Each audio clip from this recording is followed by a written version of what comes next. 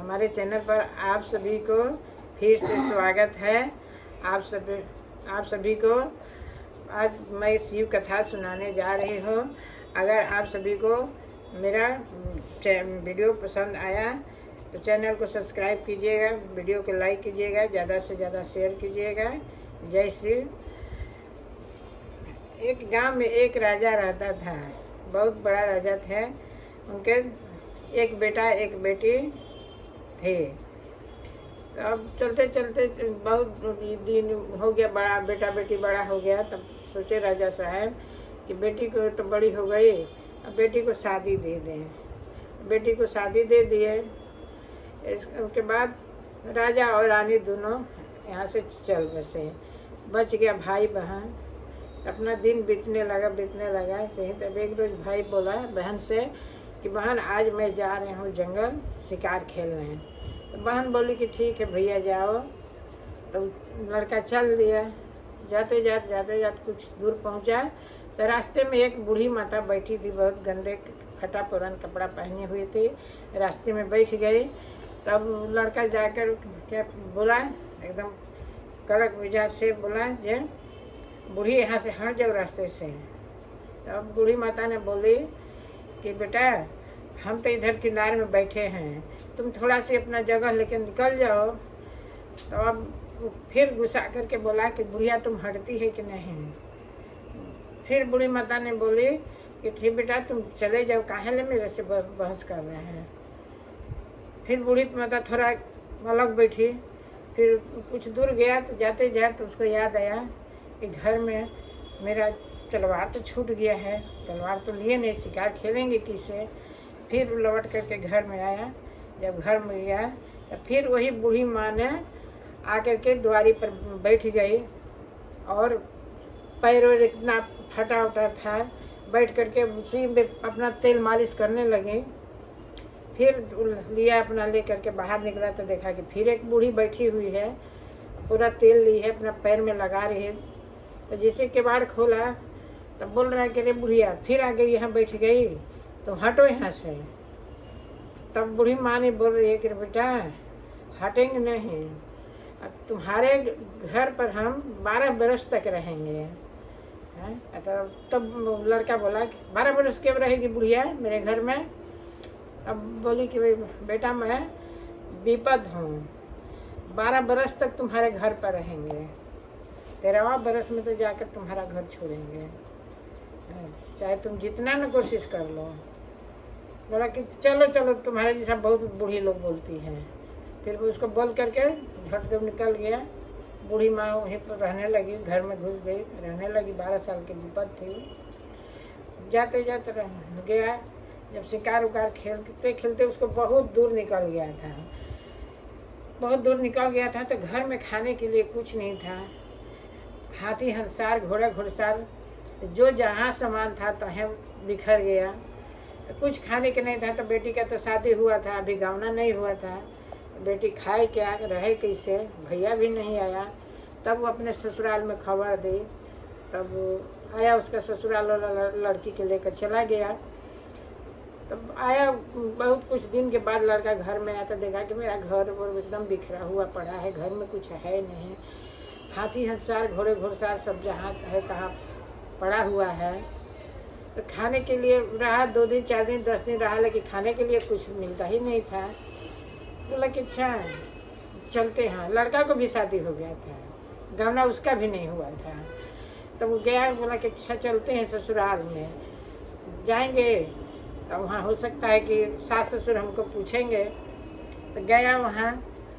अब डायरेक्ट घर में कैसे जाए। एक रास्ता में बैठा था, एकदम बदन पर कपड़ा वपड़ा कुछ नहीं था, ऐसे ही बैठ करके सोच विचार कर रहा था।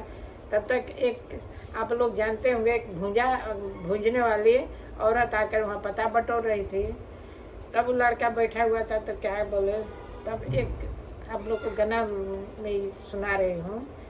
तब रो रो करके बोलने लगा, विपत्ति के मारला गइल ससुर रे आहो, अरे नाही चिन्हा सासु हमार। चिन्ह सासु नहीं सरहजिया हो, है नहीं चिन्ह धनिया हमारा। तब वो औरत जो पता बटो रही थी तब बोली कि बेटा तुम कहाँ से आए हैं? तब लड़का बोला कि नहीं माँ, मेरा माँ बाप तो है नहीं, मेरा घर में कुछ नहीं है खाने का, तो इसीलिए हम आए कि इस गांव में कोई हमको अगर रखेगा तो हम रह जाएंगे।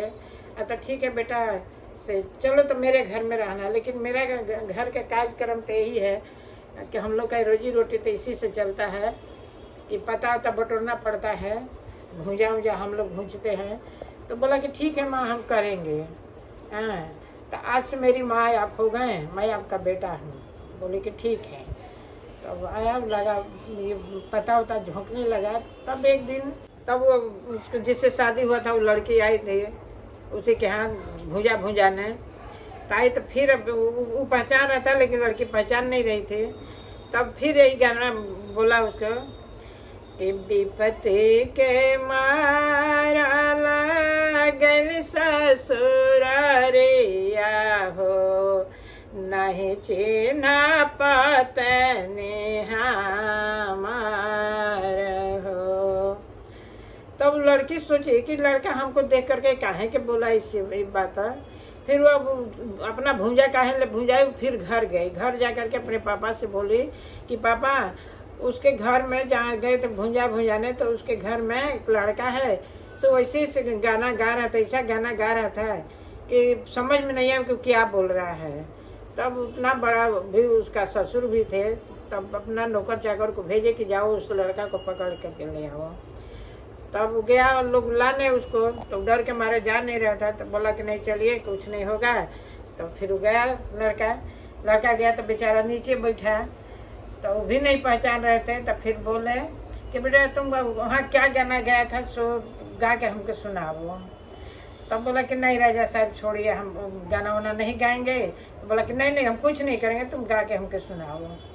तब बोला कि ठीक है। तब बोल रहा है कि विपत्ति के मारा लगल ससुरारिया हो, नहीं चिन्ह पतनी हमार, नहीं चिन्ह सासु हो, नहीं सरहजिया हो, नहीं चिन्ह धनिया हमारा। एही रे आगानवा में पौरे पखारा हो, हमरो रतन सिंह नाम। तब ससुर के दिमाग में आया। तब बोला कि तो तुम क्या हुआ है बाबू? तो अपना सब कहानी बताने लगा कि पिताजी मेरा धन दौलत सब कुछ था, शादी करके तो पिताजी माँ चली गई। उसके बाद में हम एक रोज शिकार खेलने जा रहे थे, तब एक बूढ़ी, तो बूढ़ी को हम डांट दिए। फिर मेरा तलवार घर में छूट गया था, तो मैं घर में गया लाने। तब फिर वही बूढ़ी मेरे दरवाजे के सामने बैठ करके अपना पैर में तेल रगड़ रही थी। फिर हम आए, फिर उसको बोले, तो बूढ़ी ने बोली कि बेटा हम 12 बरिस का विपत है, तो 12 बरिस तक तुम्हारे घर में रहेंगे। तो 12 बरिस तक रह गए। कुछ देर के बाद हम आए तो देखे कि बहन को तो बहन के ले गैला लंका के राजा हो, अरे हम हो मांगता बाने भीख हो। एही रे आंगनवा में पौरे पखरा लेंगे, हमरो रतन सिंह नाम। तब गुरु भाई बहन, तब राजा के दिमाग में आके वो यही मेरा दामाद है। तब उनके तुरंत अपना नौकर चाकर के लगा करके उसको नहा धोवा के बढ़िया से कपड़ा उपड़ा तुरंत उनको पहनाया। फिर अब बेटी दामाद को घर में ही रखे, एक तरफ घर वो दे दिए बेटी दामाद को। वो लोग रहने लगा अपना राज से, बेटी दामाद अच्छा से रहने लगा। तब गुरु भाई बहन और मेरा कथा समाप्त हुआ। आप सभी को मेरा प्रणाम, गुरु जी को लाखों प्रणाम। जय श्री।